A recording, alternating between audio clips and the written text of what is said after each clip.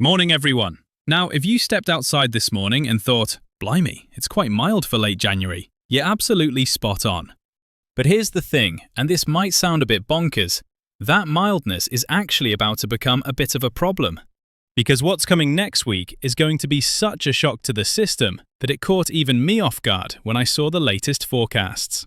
Right, before I dive into all this, tell me in the comments, where are you watching from and how's your weather feeling today?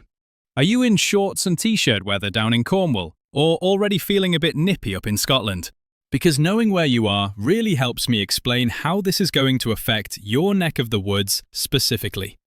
So here's what got me so worked up when I was looking at the charts this morning over my cup of tea. You know how we Brits always moan about our weather being unpredictable? Well, sometimes it's actually quite the opposite. When weather patterns get really strong and well established, they can be boringly predictable.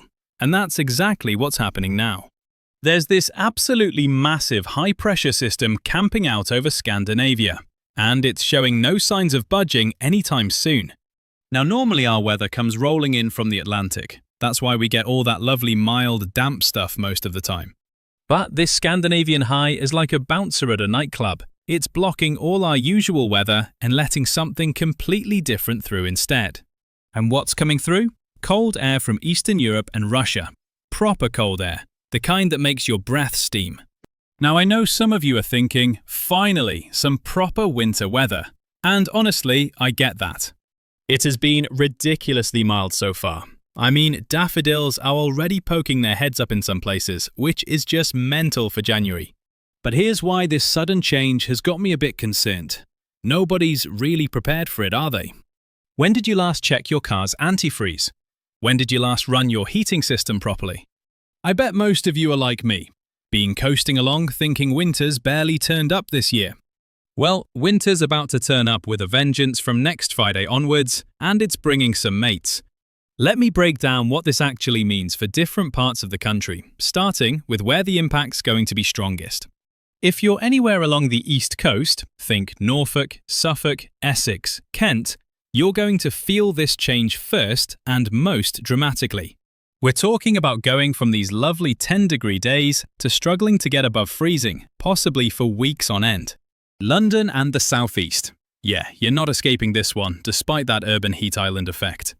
Daytime temperatures around freezing, nights well below minus. That's quite a culture shock when you've been used to double digits.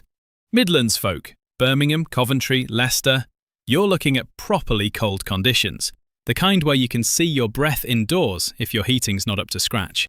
Up north, in Manchester, Leeds, Newcastle, well, you know what cold weather's like, but this might still catch you off guard. We're talking sustained sub-zero temperatures. And when I say sustained, I mean day after day after day. Scotland's going to get absolutely hammered. Edinburgh, Glasgow, Aberdeen. Proper Arctic conditions heading your way. But here's where things get really interesting. And by interesting, I mean potentially exciting if you're a fan of the white stuff. During this changeover period, we're talking next Thursday through to the weekend, there's serious snow potential. When that incoming cold air bumps up against any remaining mild air trying to push in from the Atlantic, that's your recipe for snow. And I'm not talking about a few flakes that melt as soon as they hit the ground. This could be proper accumulating snow across quite wide areas. The computer models are getting quite excited about central England, Yorkshire, possibly even reaching down towards the capital. Now, snow forecasting is notoriously tricky. It's all about timing and precise positioning of weather systems. But the signals are looking surprisingly strong for this changeover period, which has definitely got my attention. Right, let's talk about what you can actually do with this information, because that's what really matters, innit? First up, your motor. Cold weather's an absolute nightmare for car batteries, especially older ones. If your battery's been a bit sluggish lately, now might be the time to get it checked before you're stuck on a frosty morning. Antifreeze levels. When did you last check them? Most people haven't thought about it since last winter, if then. Around the house, any pipes in unheated spaces like garages, sheds or lofts could be vulnerable. Bit of pipe insulation's dead cheap and could save you a right nightmare if everything freezes solid. Your central heating. Give it a proper test run if you haven't already. Better to find out now if there's a problem than when you really need it. And if you've got elderly parents, grandparents, or neighbors, maybe give them a heads up about what's coming. Sudden temperature drops can be particularly challenging for older folks, so a bit of forward planning goes a long way. Now, what's really fascinating about this weather pattern is how the computer models have been behaving. Usually, when you're looking a week ahead, you get quite a bit of disagreements between different forecasting systems. But they've been remarkably consistent on this Scandinavian blocking pattern. European model, American model, even the fancy AI ones. They're all basically saying the same thing, which gives me quite a lot of confidence that this is really going to happen.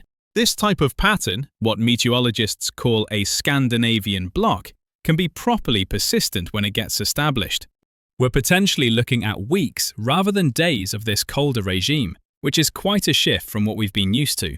The last time we had something similar was early 2018. Remember all that beast from the east business? Now, I'm not saying this will be identical, but there are definitely some similarities in how the atmosphere is setting up. What made 2018 particularly challenging was the element of surprise. Hardly anyone saw it coming until it was almost on top of us. This time, we've got decent warning, which hopefully means better preparation from everyone involved. The energy implications of this are quite significant too. Heating demand's been well below average all winter. That's about to change pretty dramatically, which anyone on a variable energy tariff might want to keep in mind. For you gardeners out there, after such a mild winter, your plants might be more vulnerable to sudden cold than usual. Might be worth getting some protection sorted for anything tender that's still outside. Transport-wise, if you're planning any big journeys for next weekend or the week after, worth keeping an eye on the forecasts. British transport networks have a somewhat mixed record when it comes to dealing with sudden weather changes, shall we say. The good news is that with several days' warning, hopefully the relevant authorities can get their preparations sorted. What I find particularly interesting about this whole setup is the international context. It's not just us facing this change. Most of Western Europe's looking at a similar pattern shift. That massive high pressure over Scandinavia is affecting weather patterns right across the continent. The difference is that places like Germany and Poland are already used to proper continental winters. For us, with our normally mild maritime climate, this type of cold air is much more of a shock to the system. Looking at the timing more specifically, the models are suggesting this pattern flip happens around next Thursday or Friday. That's when the wind direction changes from our usual southwesterly to easterly, bringing in that continental air. The weekend looks particularly interesting for snow potential. That's when any remaining Atlantic systems could clash with the incoming cold. Of course, pinning down exact snow locations this far ahead is a mug's game, but the general setup looks quite promising. For those asking about specific regions, Wales will definitely feel the change, though perhaps not quite as extreme as Eastern England. Northern Ireland, being further west, might escape the worst of it, but you'll still notice a significant cooling. Scotland, particularly the eastern parts, are really in the firing line for some proper Arctic conditions. What's remarkable is how quickly these pattern changes can happen once they get going. You could literally be enjoying a mild 12-degree day on Wednesday and struggling with sub-zero temperatures by Friday. That's quite an adjustment for both people and infrastructure that's got used to this unusually mild winter. The key thing is to use this advance warning wisely. Check your preparations. Make sure you're ready. I'll be keeping a close eye on the models over the next few days and will update you as things develop. Make sure you're subscribed and hit the notification bell so you don't miss any updates on this fascinating weather story. Keep those comments coming with your locations. It really helps me tailor the information to what you need to know. Whether you're excited about finally getting some proper winter weather or dreading the thought of ice scrapers and frozen pipes, this is definitely going to be interesting. Right, that's your lot for today. Catch you in the next one where I'll have more details on exactly how this pattern's evolving. Stay warm, stay prepared, and I'll see you soon with more updates on what promises to be quite a dramatic weather story.